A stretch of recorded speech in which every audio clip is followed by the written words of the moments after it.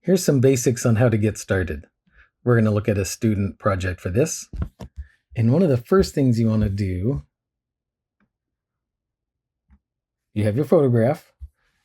And the first thing you should do is make kind of a big colored rectangle, something that is not in your image.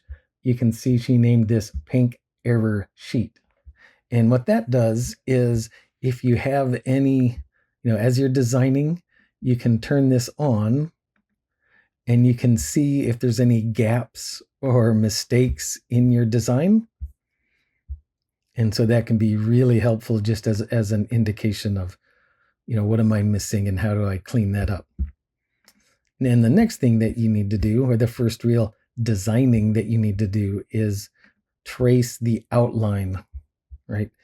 And of course, we know that as we tracing outlines, we trace with a stroke and no fill. And once that path is an object or a finished object, then we can go ahead and give it a fill. So the next thing you want to do, right, is make this kind of a gray, it's an outline. So there's the gray outline silhouette. And what this does is, if there are those gaps, let's zoom in a little bit. Let's turn off the gray outline and we can kind of see. If we turn on the pink error sheet, you see all of these kind of gaps. Well, the gray outline, the fill silhouette, look how wonderful that looks. Now, if we turn that off and turn on her final background, we have this amazing project.